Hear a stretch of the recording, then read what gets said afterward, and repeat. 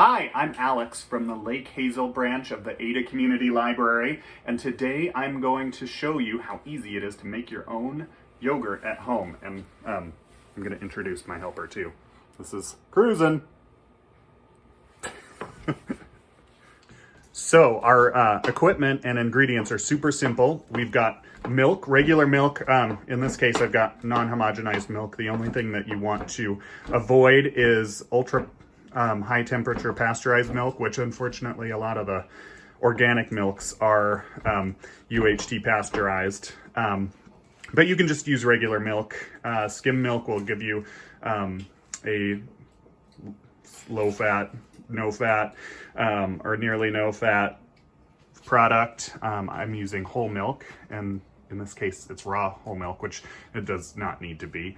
The other ingredient is some sort of starter. You can use yogurt, just store-bought yogurt for a starter. I purchased this this starter. It is an heirloom Bulgarian yogurt starter, and the difference between yogurt that you make using a starter like this is that you can continue to use your own yogurt to inoculate future batches.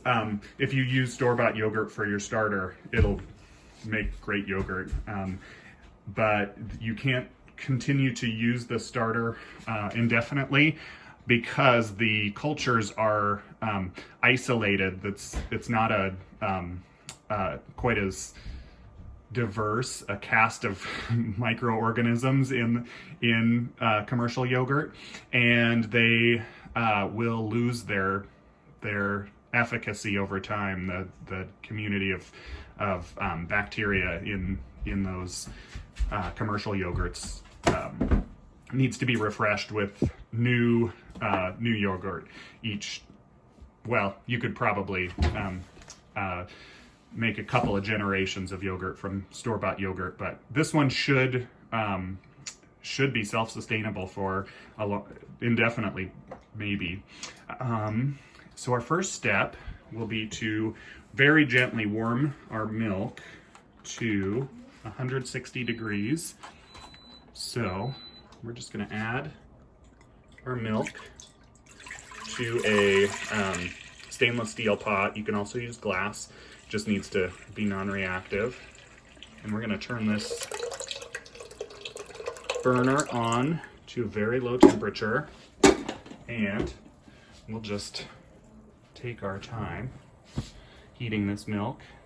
Turn it down just about as low as I can get it. And once we get it up to temperature, we will hold it there for, you can turn it directly off and cool it once it gets to 160 degrees. We're going to hold it there for 10 to 20 minutes, and that will allow some of the liquid to steam off, so it'll concentrate the milk. And the other thing that happens, and there are a couple of important things that happen while we heat the milk. First thing, and probably most importantly, is that we're making sure that we don't have any additional microorganisms. We want our starter culture to not have anything in there to compete with. And the other thing that's happening is the proteins in the milk are denaturing. So molecularly, the weaker bonds are being broken and those proteins unfurl, and it will make the end product a little bit thicker and creamier. So we will just be patient and check in on our milk as it heats, and then we'll cool it, add our inoculant, our starter culture, and then put that into jars. Then we'll put our inoculated milk into jars and keep those jars at a consistent and fairly warm temperature. These bacteria are thermophilic, which means they like it hot. Around 110 degrees Fahrenheit is where they thrive. So You don't need any special equipment. What we'll do is we'll put these jars into warm water in a cooler, just a normal cooler, and check on that periodically, but it should stay at a pretty consistent temperature for at least the 5 hours that it should take this to set up. It's a long process, so it requires some waiting, but the active time that you spend on this is not that long. So we will just continue heating our milk. Okay, our milk is heating, and you can see that it is just at 100 degrees. And how do we read the thermometer, Cruz? With the blue line and all the numbers. The blue line and all the numbers, yeah. So we're waiting for it to get to 160 degrees. That is a lot. That's pretty warm, yeah. Yeah. That's Yeah. right. Nobody likes it to be 160 degrees. Why? Well, it is just too hot for our bacteria to survive. What do I Okay, our milk is now 160 degrees, so we are going to keep it here for, I'm going to set a timer for 15 minutes, and at that point we will take it off of the heat and cool it down to 110 degrees. Okay, our milk has been held at 160 degrees for 15 minutes. We're just going to turn off the heat and move our pot to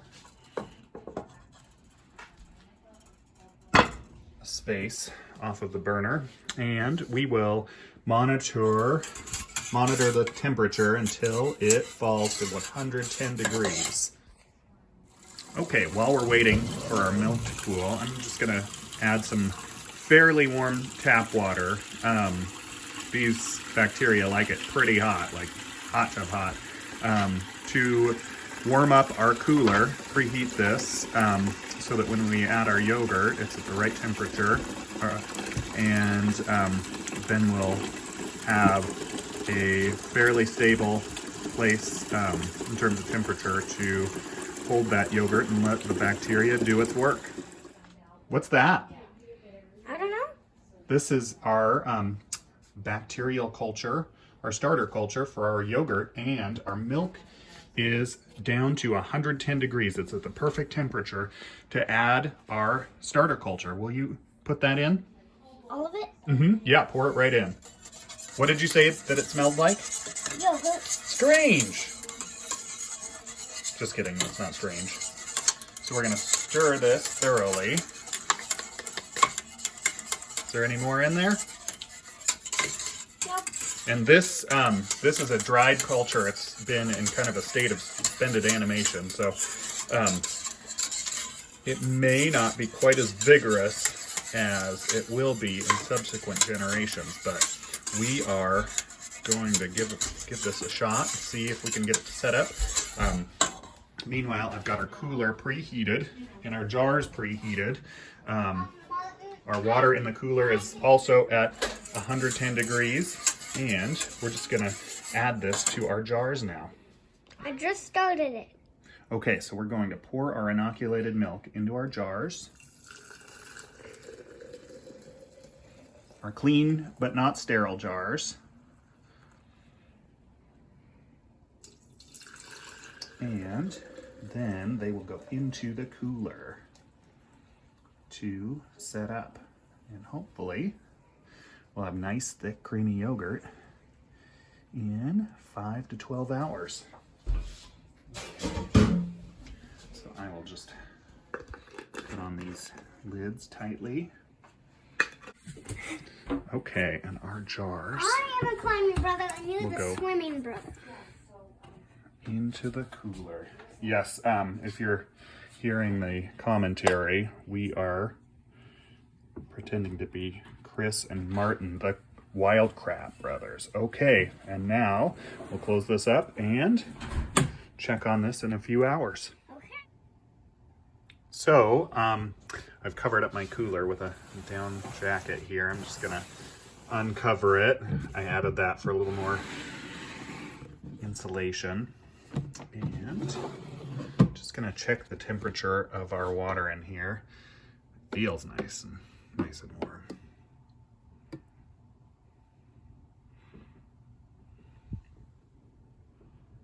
Okay.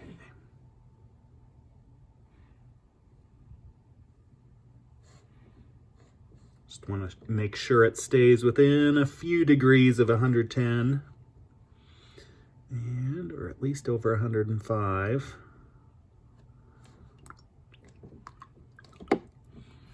And if we need to add a little more heat, I will just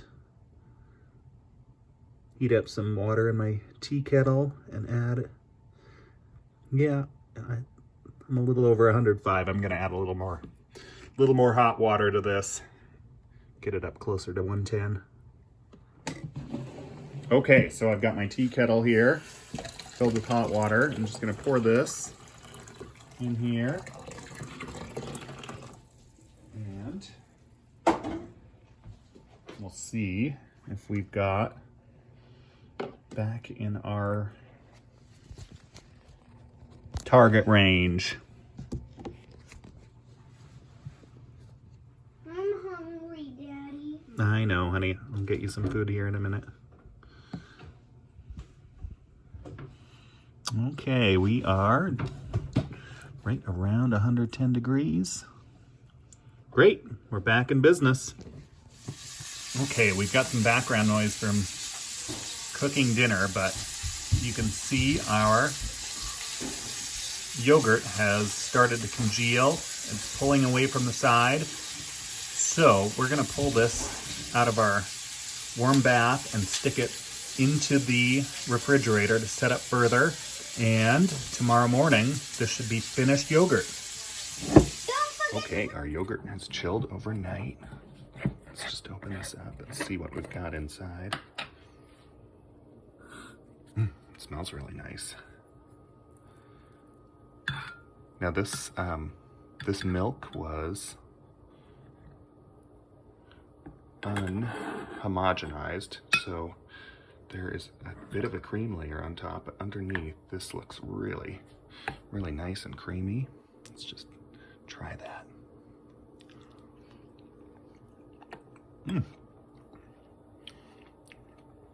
Yeah, that is really good yogurt.